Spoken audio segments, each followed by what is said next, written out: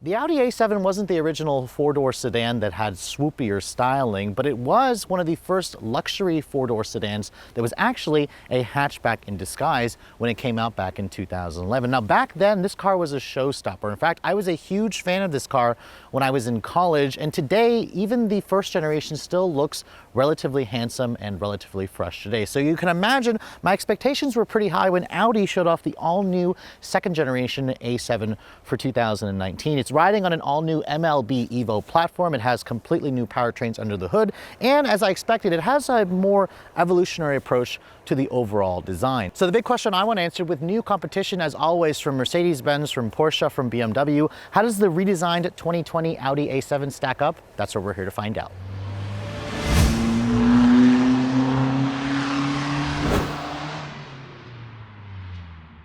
So when I first saw the A7 last year, it had a lot of design cues that really reminded me of the first generation model. And that model today, especially when I look at an S7 or an R7, will still make my knees go weak because it was such a beautiful, elegant, classy looking sedan. So looking at the front fascia of the all new second generation, you can instantly identify it as an Audi. Although Audi has been making some slight changes, they don't really make huge changes over the years.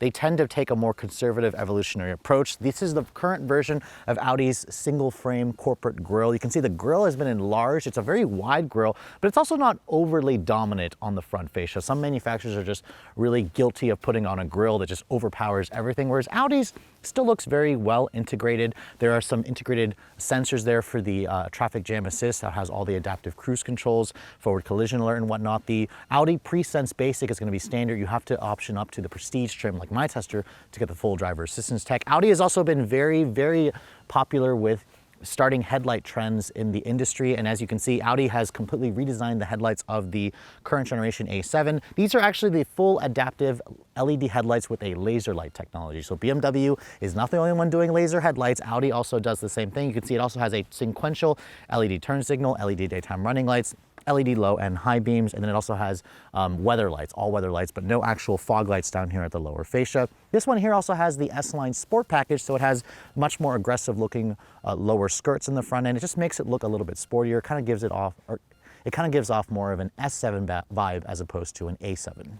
When you look at the side profile of the all-new A7, it's kind of the same story as the front. It has the same basic silhouette as the first generation model, which is good because you'll instantly be able to tell this is the all-new A7 or an A7 in general. Now, my tester here with the S-Line Sport package has an optional 21-inch wheel. That's right, I said a 21-inch wheel. They're riding on 255/35 series tires, so a very narrow sidewall. I'd be careful hitting those potholes. If you guys don't want rims this big, you can step down to, I believe, a 19-inch wheel as the base option. My tester here has about a 13-inch size rotor with 4 piston calipers at the front. It's also a 13-inch rotor at the back. This one here does not have the adjustable air suspension. It just has adaptive dampers, but with the Sport package, it also rolls in active rear steering, which should help improve the handling of this vehicle. Now, riding on an all-new MLB Evo platform, this shares a platform with the Audi A6, of course. It's just the sleeker looking option versus the more traditional 3-box shape of the A6. And then my tester here has a panoramic sunroof. It's kind of a half-size panoramic sunroof. It's actually standard. You don't have to option that in like in some competitors. And at 115-inch long in the wheelbase and 195 inches long overall, this is roughly the same size as the previous generation. The wheelbase was increased by maybe 0.6 inches, but overall length stays the same. Compared to the A6, this is about a half an inch longer. It's about an inch wider, again, to give it a more sleeker, more coupe-like look. At the rear, this is where you're going to see the most changes with the all-new A7. You can see the taillights have a completely new design to them compared to the previous generation. It actually extends and connects the two taillights together. For me, it's not the most successful angle. I actually prefer the design of the previous generation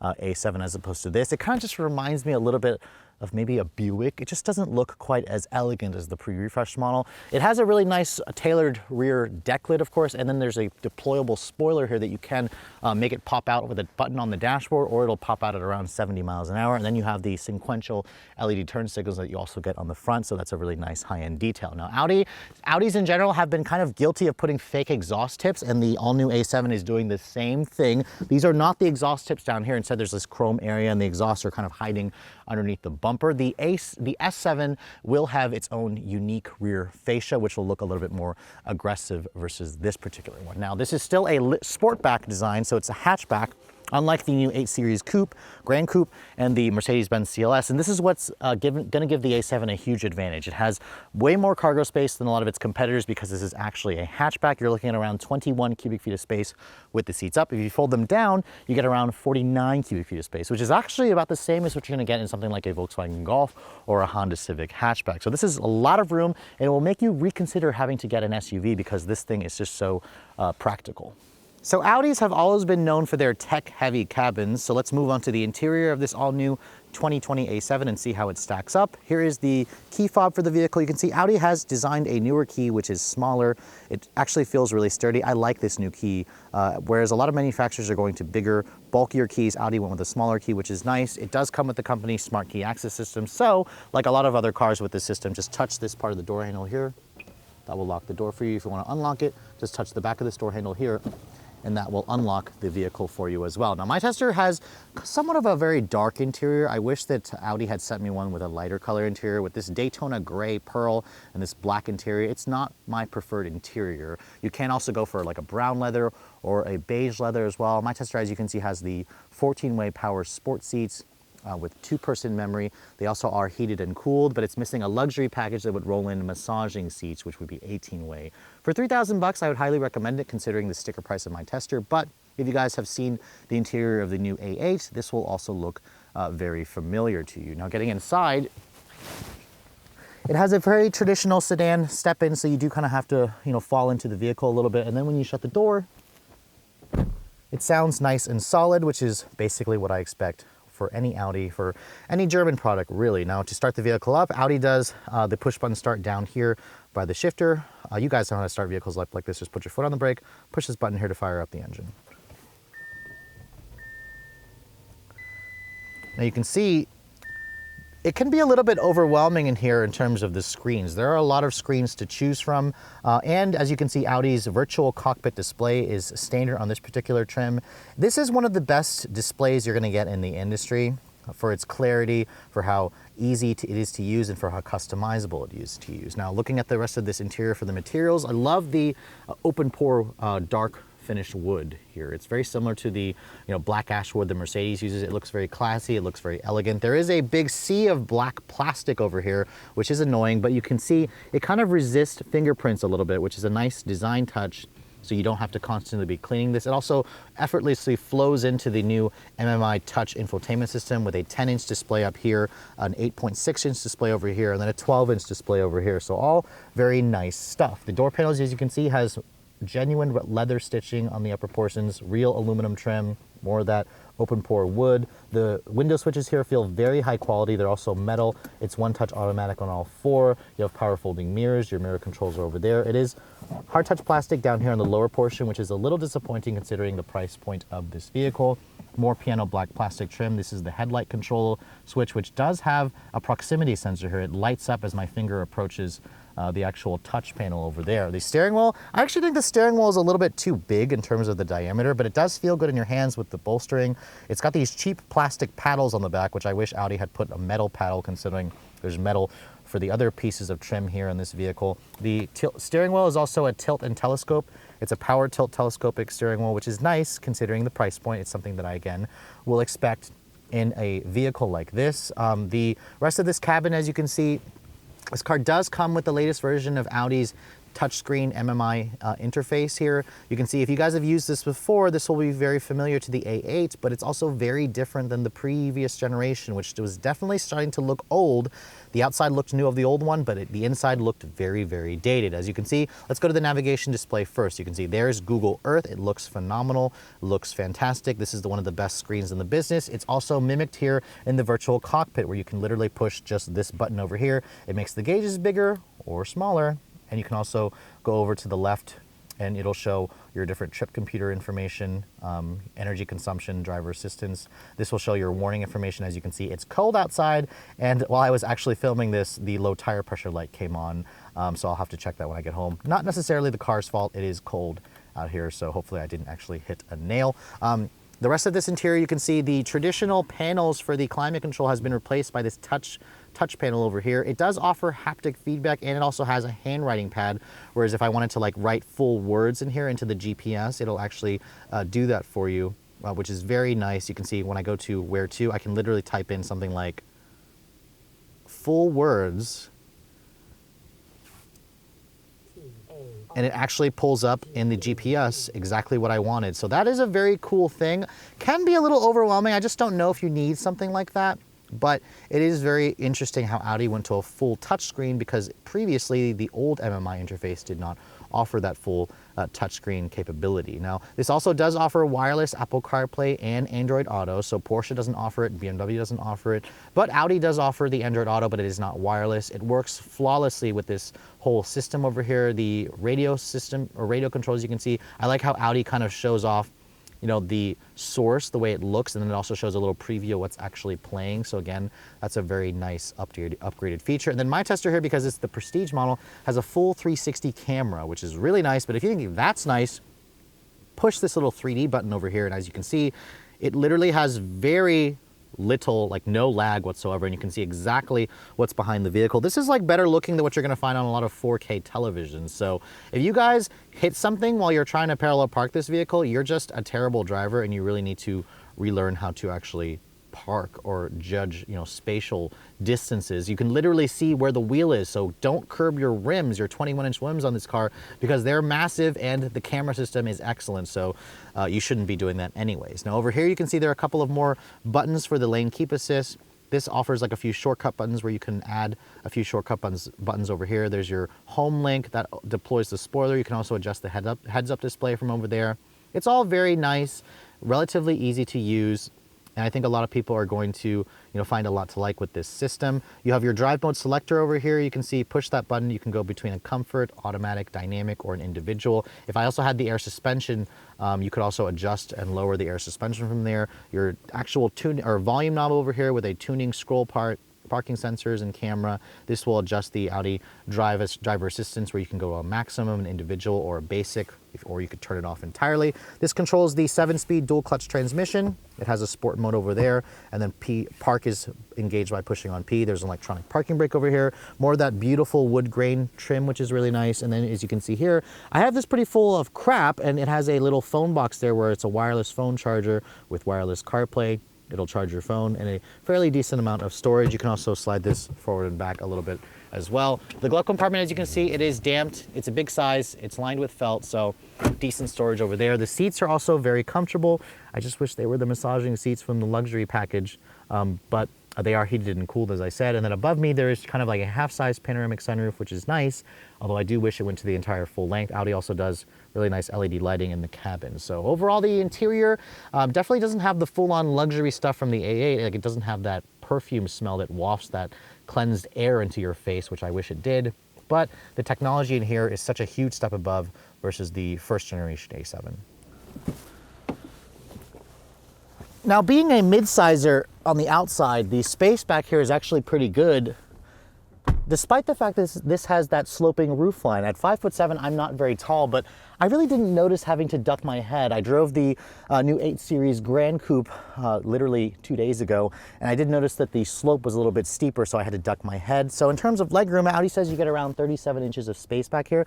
It's about the same as what you get in the A6, so you don't have to compromise much in terms of legroom, but it did shrink the headroom just a little bit, but the A6 in general was a little bit more roomy. Now in terms of features, there's this nice little panel here where you can control the heated rear seats. It's got 4-zone climate control. You have rear seat vents. There's 2 USB ports, an actual power outlet, and then there's also a nice little armrest that folds down here that gives you 2 cup holders and some storage. So the back seat is definitely still a nice place to spend time, but if you're looking for a little bit more luxury features, like the power rear sunshades back here or a sunroof that actually comes to the back, you're gonna have to look at the competition. So the previous A7 offered a plethora of engines across the globe and even in America. However, because of the Dieselgate scandal a few years ago, the current generation A7 will only have one powertrain here in America. It's a 3-liter V6 engine. So it sounds familiar to last year's engine. However, it's no longer supercharged. This is now a turbocharged direct injection V6. It's a single turbo V6. It's the same engine that I showed you guys in the all-new A8. It is augmented by a 48-volt mild hybrid system. So this is also a mild hybrid. The mild hybrid system isn't really designed to add horsepower. It's just designed to kind of fill in the gaps within the turbo V6's responses, so it feels like it has less lag. It also helps tremendously with the start-stop technology because the engine itself has the ability to actually shut off before you come to a stop when you're approaching a light, to kind of help you save fuel. Now the power figures are relatively respectable for the segment, 335 horsepower and 369 pound-feet of torque. That is about 40-ish more torque versus the previous supercharged V6 and about 20-ish more horsepower. So nice jumps in power. Matches that roughly of the 8 Series Grand Coupe, the 6-cylinder option, and the Mercedes-Benz CLS 450, which has a new inline 6. Now, fuel economy is actually not bad for something like this. It's rated at 22 in the city and 29 on the highway. 25 combined. Please be sure to put premium gas in it. And unlike the previous generation, Audi has replaced the old 8-speed ZF automatic. It has a new 7-speed dual clutch transmission. So it's interesting how they went the dual clutch route for the base engine, because the S7, which is also available, has a 2.9-liter twin-turbo V6 with a traditional 8-speed automatic. That has roughly 100 more horsepower. I'll save that for a different review. Now, this is based on a new platform, and surprisingly, it actually weighs less. Audi says this one, as it sits, weighs around 4,100 pounds, so it's about 100 pounds lighter. 0 to 60 performance should be around 5.2 seconds, so this is improved in fuel economy and in acceleration by about a half second versus the previous generation. So it has been a few years since I drove just a regular A7. Audi had loaned me an S7 about 2 years ago, which I fell in love because it had that amazing twin-turbo V8, so I'm looking forward to driving the new S7 with its twin-turbo V6. Now, the ride quality of the new A7 definitely is really nice, considering the fact that I've got these big, fat 21-inch wheels on this car. It actually soaks up the bumps really well. I even have it in dynamic, so let's put it over into the comfort setting over here. And when I do that, it gets even softer because of the adaptive dampers. The steering gets nice and light. This reminds you constantly that it's a luxury sedan, and that's kind of the main mission of the A7. It's designed to be a luxury sedan. Now, earlier when I did the interior, the Apple CarPlay would not connect for some reason, but give it a second and my phone automatically connected to it. As you can see, looks great over here. It takes up an entire portion of the screen. This is the new iOS 13, so it has the newer look to the home screen, and it just gives you a really clear, nice picture of what this looks like. It's mimicking your phone exactly how you'd want it to. Now, switching over the drive mode selector over here, let's go back to dynamic. This car is designed to be more of a luxury car than some of its competitors, which tend to be a little bit sportier than this. But this is the base engine with 335 horsepower. I want to try off the launch control because this now has a dual clutch, which really surprised me. And to be honest, I actually thought it was an automatic, a regular automatic at first. So to do the launch control, just hit the traction off once button, it goes into a sport mode. Floor the brake, hit the accelerator, floor it. Ooh. So I don't know if you guys heard that, but there was actually some front wheel hop in this thing, which I've never experienced an all-wheel drive car that had wheel hop. So when you let the revs build up, you let the turbo spool up, build up some boost, this thing actually has enough torque to make the front wheels hop, which is a little bit annoying because this is supposed to be quattro all-wheel drive. I'll have to try that again later. At least I'll do it from a stop without the launch control if I can feel that. But this car does feel fast. It has a lot of torque everywhere. As soon as the revs start to build up a little bit above the 3, it just kind of takes off and it shoves you back into the seat. And this dual clutch transmission also feels a lot like a traditional torque converter automatic. In fact, if you didn't tell me it was a dual clutch, I would probably think it's just a regular 8-speed automatic because of how smooth it is. It definitely doesn't have the quickness of the Porsche PDK and the snappiness of it. But when you do start to get it going, it's in sport mode right now, it does have really quick shifts, but just not quite as sporty. It's a very quiet, relaxed sounding engine. So I imagine Audi has really beefed it up for the S7, which I am looking forward to driving. But this is still a very comfortable car. You have good visibility out of the front, good sized side mirrors. It doesn't feel quite as long, but it does feel very wide. So you do have to get used to the width of this car.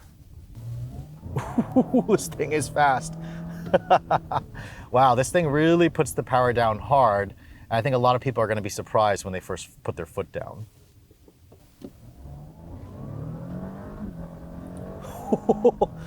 Wow, this thing really gets going, and it feels like it has more power than the 335 horsepower would suggest. It easily feels like a 5-second car. It's just, there's very little visceral engagement with this car. I wish it had a little bit more noise, but that's not necessarily the point of something like this. So if you want it to be smooth, you want it to be inoffensive, you want it to be quiet, the A7 easily fits that bill, and this has plenty of power for most people. Just don't use the launch control because it does have a little bit of wheel hop in this thing, but not when you don't use the launch control. Now, going down the road here, let's put it just into regular drive.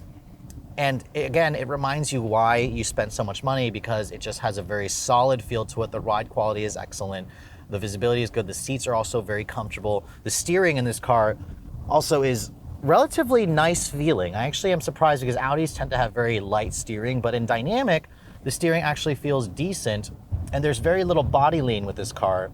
It just kind of goes where I want it to go because I do have the adaptive suspension and the active rear steering, so you can really feel the car turn in. It helps make the car rotate better. It makes it feel smaller than what it actually is. So bravo on Audi with improving the handling dynamics of this car. Now I do want to try accelerating again from a dead stop, and let's see if it actually wheel hops a little bit. No wheel hop this time, but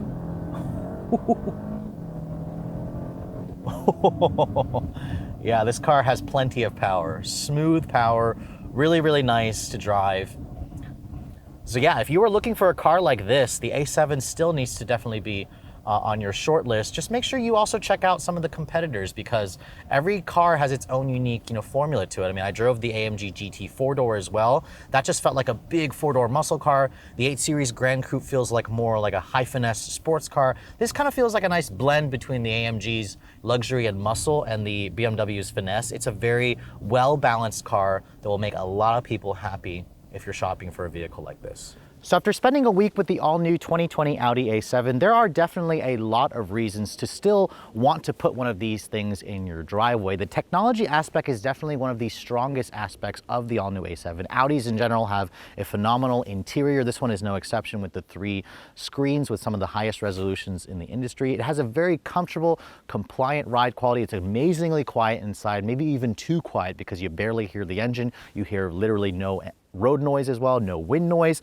The handling, while it's definitely not the sportiest, the BMW will easily outhandle this thing. It still is very comfortable, it's very secure. The Quattro all-wheel drive system aids in the grip and then that feeling of safety. So that's something that Audis in general have been very strong with. It's just a little bit stale, a little bit boring, which is why the BMW exists, which is why the Mercedes AMG exists. But again, if you guys are looking for more performance, there is the S7 that's out, and then the upcoming RS7, which should have about 600 horsepower.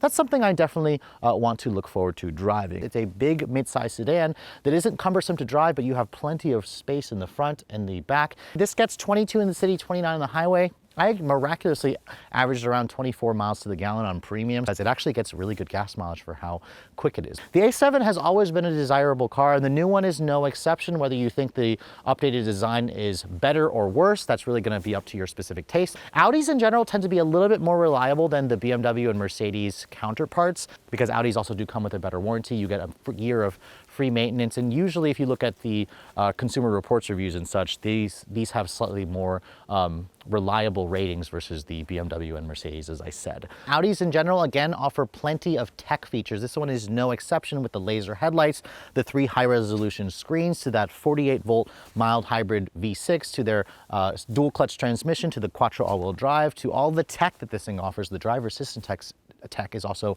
really good. This does 0 to 60 in around 5.2 seconds. It's a very respectable time, not quite as fast as what you're going to get from the BMW 8 Series Grand Coupe, the 840i. Keep in mind, if you guys want more speed, to tick the box for the Audi S7, which should do the deed at about a second faster. It's still an expensive car. At a starting price of $69,000, this is not a cheap date. In fact, it's about $10,000 more expensive than a comparable Audi A6. So you're going to pay extra for the sleek look and for the hatchback practicality of this thing. Now, my tester, with basically all the options, the prestige option, it's really only missing the luxury seating option that includes the massaging seats and the air suspension stickers for around $83,000. Again, that is a lot of money. You could also buy something like a Tesla Model S, but if you're going to compare this to the Mercedes CLS, it's about the same price. The BMW is going to be about $10,000 more for the Beamer. Now, I would argue that the Beamer is a little bit sexier looking on the outside than this, and it's also better handling, it's also quicker.